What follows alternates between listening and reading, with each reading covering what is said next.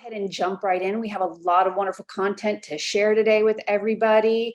But first, I just want to thank everybody for joining. My name is Andrea Boyle. I am a product marketing manager at CentralReach. Today, our team will be sharing with you more about enhancements we've been working on to improve your overall experience and workflows with CentralReach. Our team will talk to you more about some features that you may have missed and sharing details about wonderful things coming very soon. Next, I'd like to take a moment and just introduce our fabulous moderators and host for the day. Today, we have Amber Ledesma. She's our customer success lead at CentralReach. She will be your moderator. And our exuberant leader, VP of product management, Shams Jiwani, will be joining us as well to go over wonderful things that are happening at CentralReach. Shams, Amber, thank you so much for joining us today. Thank you. As Andrea said, I'm Amber Ledesma, Customer Success Lead. I'm a BCBA. I've been using CentralReach for a long time, and I've been working here for 2 years. So your questions are in good hands. Throw them in the chat whenever you have one. Hey everybody, good afternoon and good morning, depending on where you are. I'm Shams Jiwani. I serve as the VP of Product Management for CentralReach. I've been here now for about 15 months and really excited about what's coming in the next release. So looking forward to sharing a lot of content with you in the next 45 minutes. As Andrea and Amber mentioned, if you have any questions, feel free to ask. We will try to answer as many as we can. So for today's topic, we're going to cover a few things. We're going to highlight a feature that's currently available. That's part of our feature spotlight. We're going to go through a few of the important features that are coming out in our August release. We're going to talk about a sneak peek of what's coming next in October. And then at the end, we're also going to have some additional time for Q&A along with Q&A throughout the session.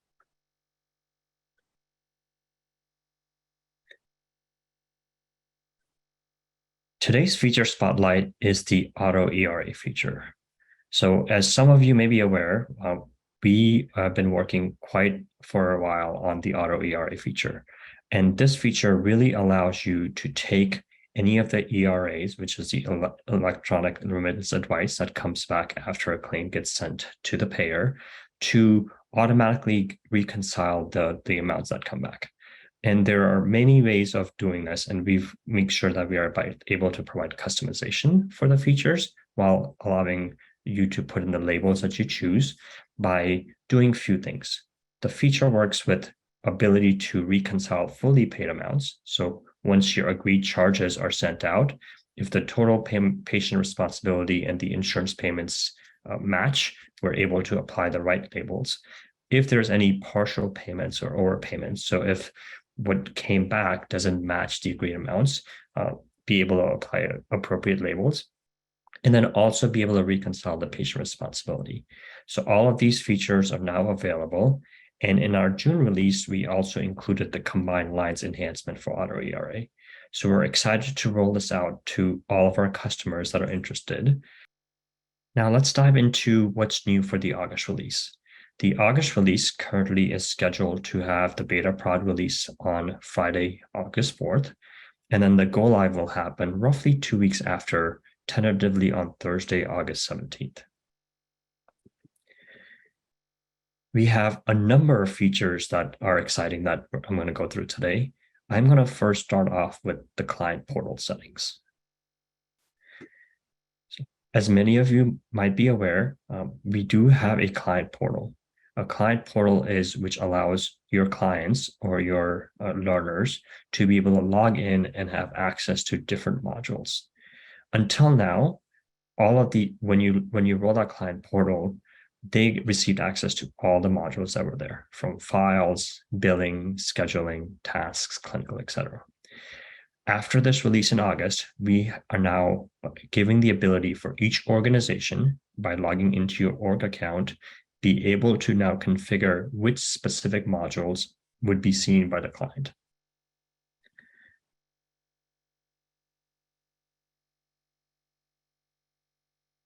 In addition, we're also rolling out something called a client portal unsigned document widget. So what you see here is a screenshot of what a client portal looks like. So there are icons that were here on the left. And then there's going to be a new widget that will be available when the files module is enabled for them. In that situation, the client would click the files that need to be signed. Once they click it, a pop-up will show up with the exact document that needs to be signed. The client would scroll down, go to the signature section, and sign the document and click Save. When that occurs, the widget will refresh and the previous signature signed document will no longer show in this widget. This will save significant amount of time for organizations that are requiring signatures from the clients for all the documents that need to be signed in a timely manner. With that, let me pause here and see if there are any questions regarding the client portal and the client widget. All right, we have a couple questions. How will the system know it needs a signature? Great question. So when you are configuring your notes and forms or your session notes, there is a section for client signature. When a client signature is applied to that specific form that's filled out by your BT, then it will show up here in the widget respectively. Great. And will employees also get this widget? Great question. We are going to roll this out for the August release for the clients, and we would like to see how it works from the client's feedback. And then soon after, we do plan to roll this out to the employees as well. Question is just documents or are timesheets shown on this widget as well? This widget is intended to show the files. So those would be all the documents that require signature.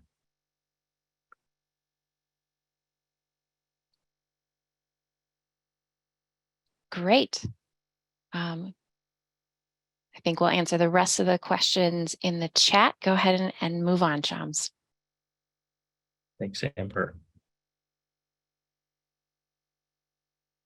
The next few features are really focused on creating tasks.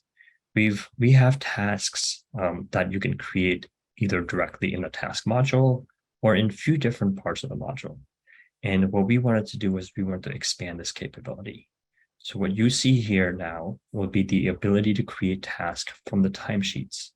So the GIF here is walking through the steps that you would take, which would be similar to how you would do it in billing, to be able to generate the task through the timesheet module.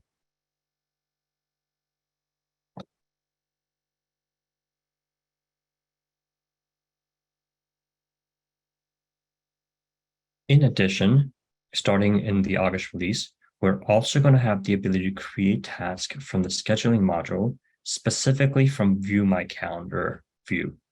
So when you go to View My Calendar, you're able to single select a specific appointment by hitting Control on the PC or Command on the Mac, or you can go on the top left-hand corner where there's a box, select all, and then be able to go to the Actions tab and create tasks from the scheduling module as well.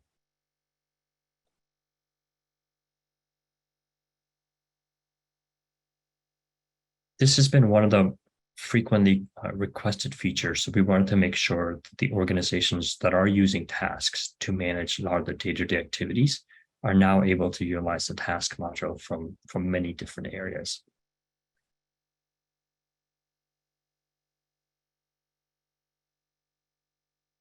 Next feature is regarding the billing screen. In the past release in June, we introduced a few things. We introduced the service type and the service categories. Those were tied to the service codes.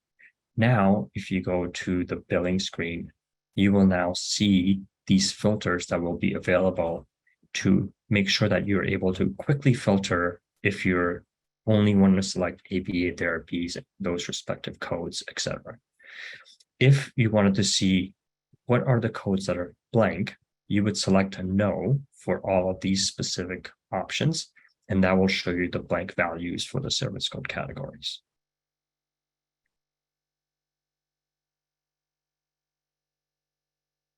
In addition, we also have new filters on the authorization screen. So if you go to the billing/authorization screen and go to the filters, which is a button roughly in the top middle of the screen, when you click that button, you will see a lot more filters that are available as it relates to primary contacts and the information that's been filled out on the authorization screen.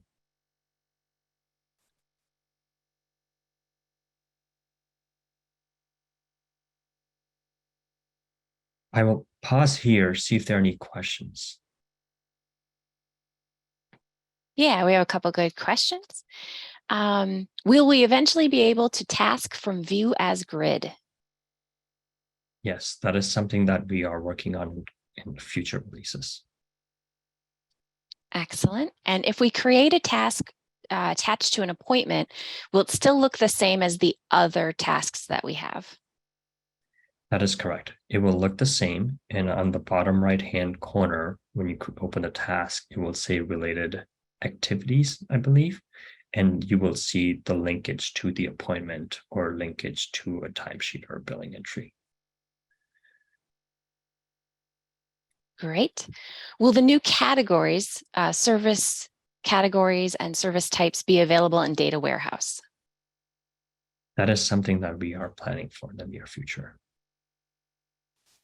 Thank you.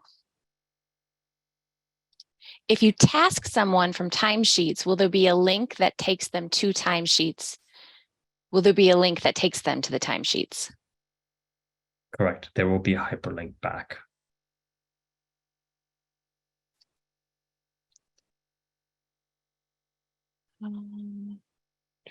Just scanning.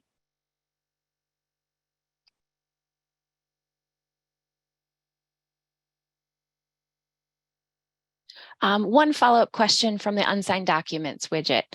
Can employees and supervisors see the client widget within the client dashboard? That is something that will be rolled out in the future release when it will be available in the dashboards itself in general for employees and the clients. Thank you.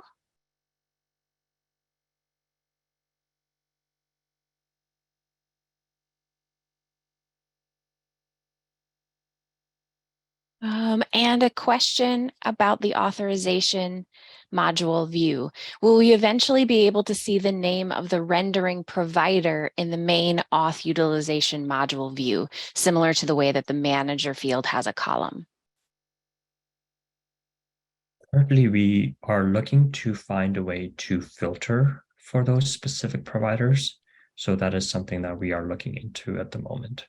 Due to the real estate on that screen, we've tried to define what are the most frequently used columns, and that's why some of the columns are currently not available. All right. Thank you very much, Shams. Thanks, Amber. Next is credit card receipts. This also has been something that has been requested significantly from a lot of our organizations. And one of the pain points is when you're using Paragon or Paya for their credit card transactions, how can the customer receive a receipt for the transaction? So what you will see here is a screenshot and a GIF of how that happens. So there are a few things that now you'll be able to do. One, when a transaction occurs, it will automatically ask you on the bottom, and it will be pre-selected on being able to send the receipt via email to the client. And the client's email will be pre-populated, which will allow you the ability to change it if you choose. And then two, you will see an icon, which is this icon here, which will allow you to reprint any of the transactions that may have happened previously. So what you see here is generating the initial transaction. And then next, what you will see is being able to click that button to be able to email the receipt that was previous for the previous transactions itself. A couple of things to note here. The email is going to come directly from the vendor. So the email will come from noreply@paragonsolutions.com. And this is an example of what would be in the email itself. This will be part of it will have a PDF attachment, and this would be the information that would be in the PDF.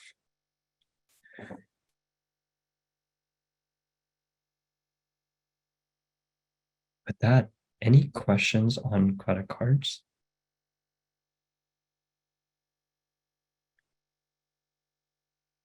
We have a question.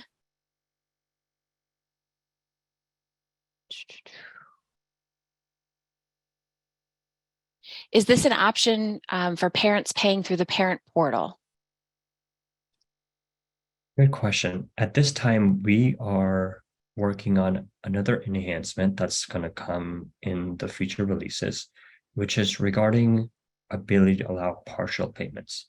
So currently in the client portal, you have to pay the invoice in full. So we are trying to work through how to provide the ability to the partial payment.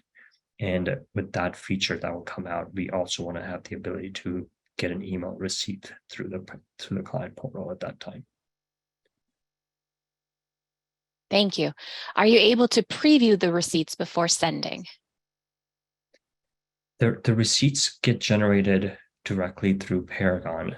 So it will come in a standard format of how it's sent directly to Paragon. There is a logo of the organization on top of the receipt, followed by the detail that you see here in the screenshot.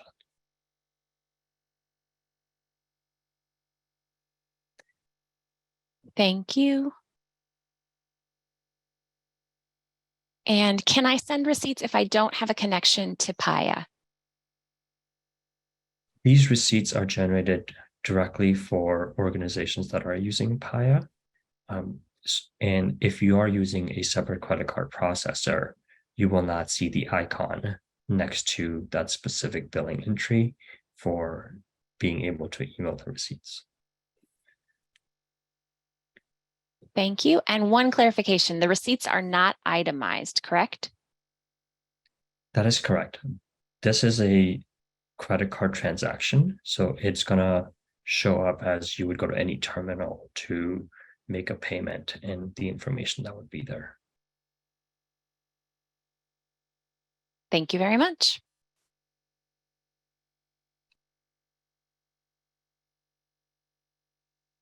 The next feature has been one of the long-awaited features, which is the authorization visit tracking.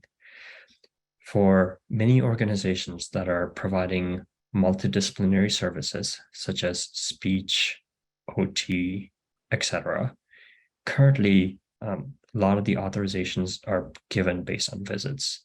And we are enhancing our process where if you are using visits in the authorization, the visits will count correctly moving forward. So what you will see moving forward is any client that's receiving a service utilizing an authorization, and it is using visits as a stat. If any service that happens on the same date will count as one visit.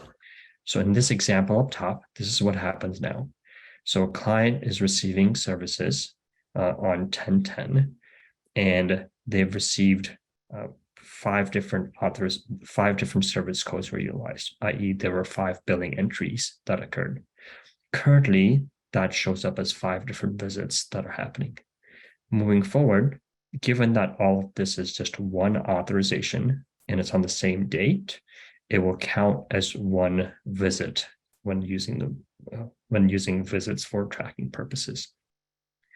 Currently, this is something that we are tentatively planning to release in August at this moment.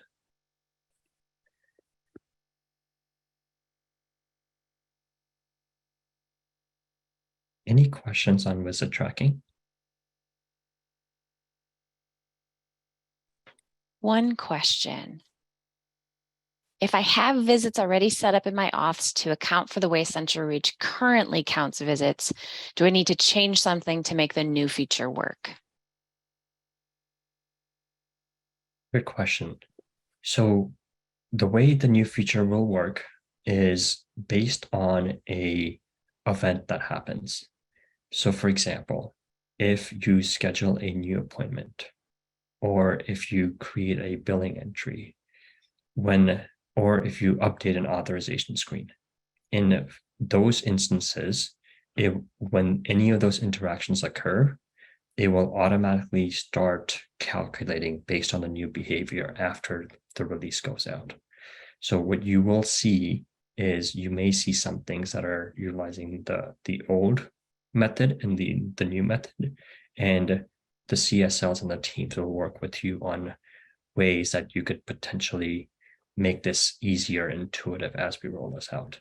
One way to do that would be you would update the service code. So if you, for example, use let's just say a speech service code, which is utilized by different payers, and it's the same code used by different payers across different auths, you would go to the service code page, and without making any changes, you would click save. And that would then say, okay, what authorizations utilize this service code, and how do I need to make sure I can update my visits? So there will be ways of doing this by triggering this new event after this goes live. Thank you. No more questions about visits.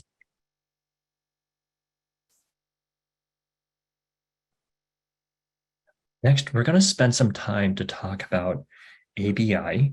ABI stands for Advanced Business Intelligence.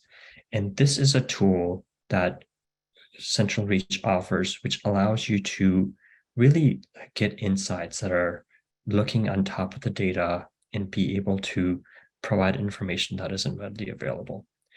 So one of the new features, or one of the new dashboards that are coming out in the August release, is a case supervision report.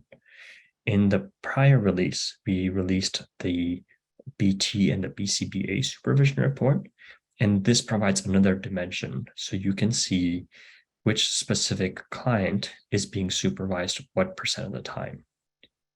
And this will be something that gets refreshed every night. So then you have a very near time look, let's say every 10 days, that you may look at it from a business process standpoint, to make sure that you can get a better sense of what needs to be scheduled forward to be able to meet the specific thresholds. In addition, the supervision calculation is now going to use some of the service categories that we've discussed in the last release in June, which allows us to look at more of a holistic grouping of what are direct therapy hours and what are supervision hours. So it will utilize those specific groups to calculate the numerators and denominators to ensure that we can appropriately determine what should be the supervision rate moving forward.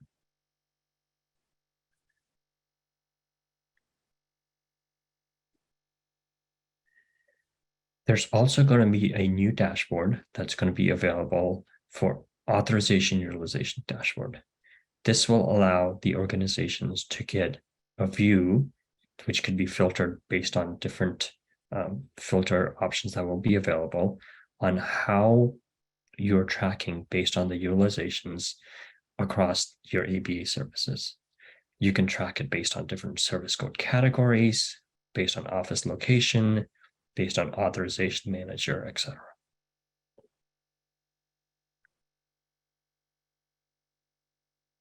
Any questions on ABI?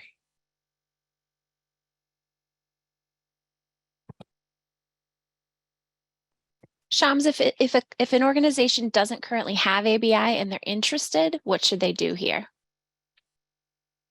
Great. If you have any interest in ABI, want to learn more about what dashboards exist, please reach out to your account manager or CSLs, and we'd be happy to share with you all the different dashboards that are available, and also what are some of the new ones that are currently in the pipeline to be built.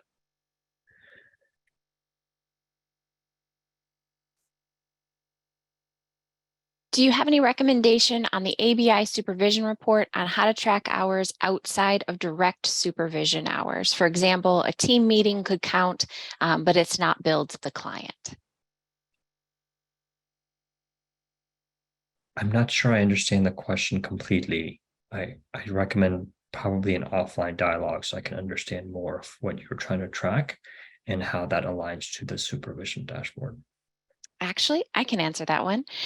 Through the service type and service categories, that's where the report does its calculation. So you could add the supervision category to your team meeting code to get it to count in the supervision calculation.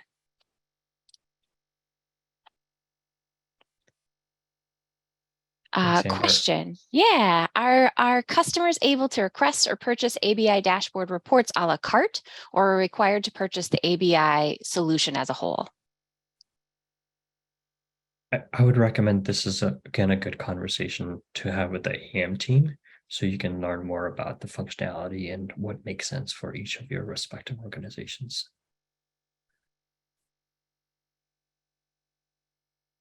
Great. Thank you. With that, you could potentially expect coming up.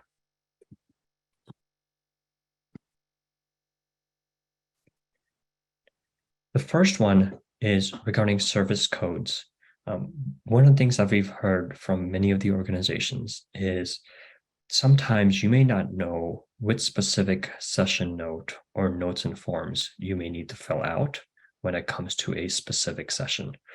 So right now you have an option to either have the note as required or note as optional. Moving forward, we are going to introduce another feature which allows you to have a grouping and say one of the notes from this group would be required. So that will provide more flexibility in the event that you may have different notes and you want to select one and make sure at least that is required moving forward. The next feature, we have spent quite a few months, I would say probably last 4 to 6 months internally to build this feature. And we're really excited to have the alpha release in October. And this is regarding the connect disconnect process. We've heard from many of you how there's limited visibility into who you're connected with, who you're not connected with, and we're going to try to simplify that process. And that will be initially rolled out to some of our customers in the alpha release starting after the October release. And then that will be followed by a few additional customers after, and then general availability to everyone. So I'll share a sneak peek of what that will look like in our next webinar that will happen. We're also going to have quite a few new features regarding our clearinghouse partners, such as Change Healthcare and Waystar. For Change Healthcare, we're going to now have the insurance verification feature that's going to be embedded within the application itself.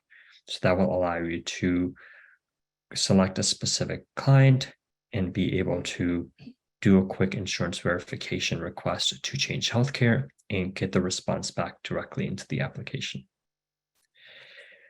For Waystar, we are going to bring forward the readable ERAs within the platform as well, similar to what's available now for Change Healthcare. This was one of the questions that came up previously, which was allowing to create tasks from scheduling view as grid. So that's currently scheduled to come in the upcoming release. Along with that, there are really big enhancements that are happening for CR Mobile. We are continuing to build CR Mobile to make it very simple for the BTs to onboard and be able to do all of their work through the mobile platform. So there will be few features that are coming here. One would be to be able to select the modifiers in place of service when they are completing the appointment, so they can select that appropriately before submitting it to the system. We also want to make sure that we can also match the session timers and appointment timers, so there aren't many clocks running and trying to figure out how all of those things tick and tie together. In addition, we are actively building on our data collection pages, and that will likely come out shortly after that as well. And then on the ABI front, there's going to be a brand new landing page, which allows you to have a dedicated page for standard reports and ABI reports with much more information about what those reports are and the value for each of the reports. And then there will be a new report for client denials and no payments. So any claims that have come that have been sent and a payment has been received, and either had a full denial or no payment, how can you access that and be able to link it back to the claim and the appropriate billing entries?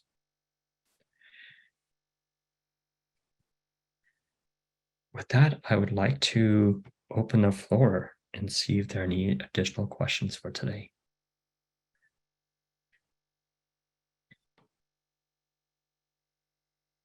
If anyone has any follow-up questions, please add them into the chat.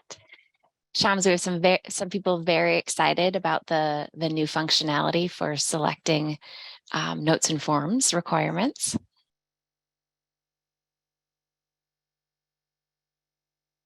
And to clarify, the last slide that Shams presented is for our 9/10 release, which is expected in the middle of October. For the readable ERAs from Waystar, will we need to do anything different to enable this feature?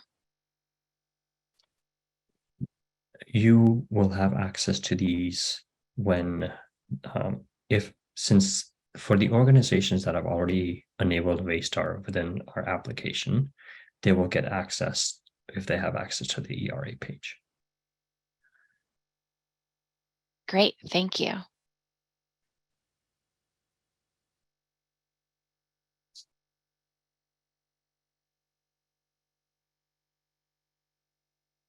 Shams, we have a returning customer, somebody that was in your product spotlight 2 months ago is asking about APIs. I know you didn't mention that today, but I know you mentioned it 2 months ago. Do you have anything you can share on that today? Certainly. So one of the things that we have been working on is how do we make sure our system is performant? So as you've seen that we're trying to make sure that we set a high bar for ourselves and minimize the downtime. At the same time, we've been working on interoperability, which means how do we get information in and out of our systems? And currently we are starting off with some initial testing of our APIs with select customers at this moment. And those are for client and employee APIs and the employee and the generic API and the client API. So those are currently being tested right now to make sure that they're fully functional. And once they're fully functional, they will then be available for general availability. In the meanwhile, if you are interested in APIs for your organization, I highly recommend you utilizing the import features that came out early this year. The API functions will work exactly the same as they do for import, where instead of sending a file, you are sending individual transactions as a request and getting a response back for individual transactions. All the logic that is used for the import in the API will be the same. So I would recommend starting there, and then we can continue to make sure we can work with you individually if you and your organizations are interested in rolling out APIs.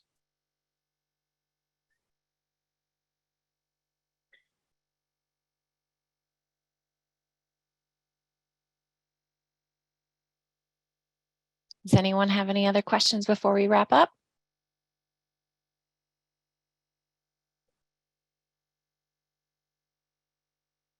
Great. With that, I'll turn it over to Andrea.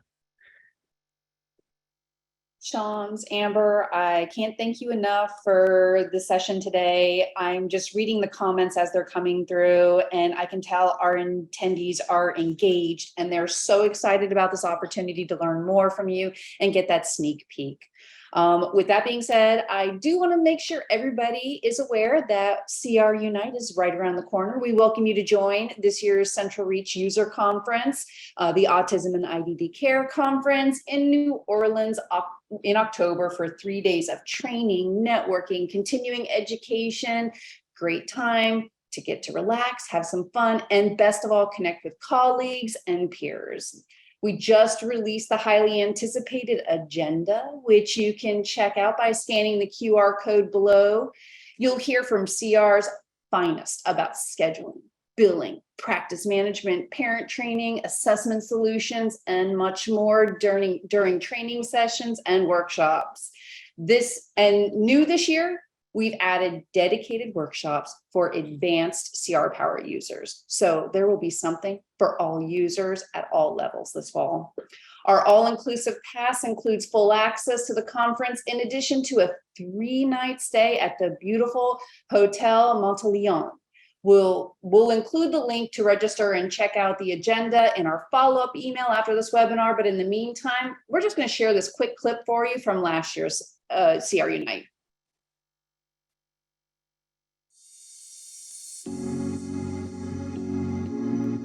The best part about working in the autism and IDD community is about support and helping others. You always go to work hoping that what you do makes a difference, and you're only as strong as the weakest member of your community, and my community is really strong, so this is really all about them too. It's really important for me to make sure that I have that relationship with CentralReach's team in a way where it can become a collaborative process.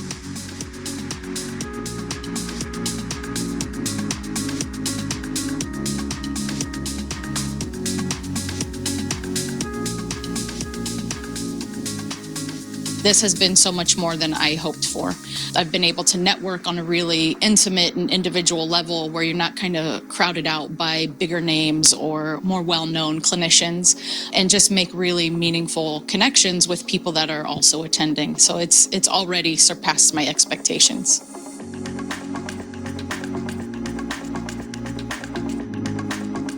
What I'd like to gain from this conference is learning more about CentralReach. We switched over to use CentralReach and our business has been booming. It's more effective using CentralReach, and again, I'm still learning it, but so far I'm loving it. CentralReach has really simplified our workflows with data maintenance, file management, just having everything in one system. The overall integration of scheduling and assessments, like I've been talking about, has been so helpful. This is the first time I've been to a conference like this. I hope to gain, again, that networking and also getting to meet people that I've only seen on Zoom before, and kind of get to have that person-to-person connection that we've all missed out on. From this conference, I hope to gain connections and just building not just the business end, but building each other up and supporting each other, and then building the practitioners up.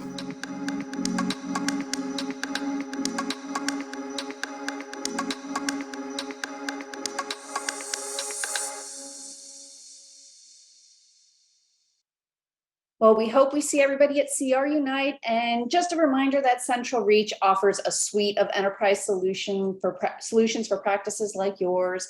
Not only do we have our PM clinical and mobile solutions, but we have many other solutions that can help you manage multiple facets of your organization, allowing you to focus on growing your service and improving the level of care that you can provide.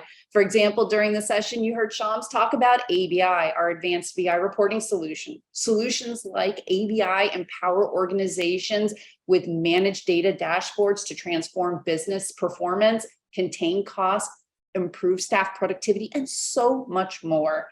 So with that, in closing, I would just like to say thank you again to all of our attendees. There is going to be a very, very short survey at the end of this. If you would please answer that, that would really help us determine how to develop these webinars going forward. And again, thanks for joining, everybody, and have a great rest of your week.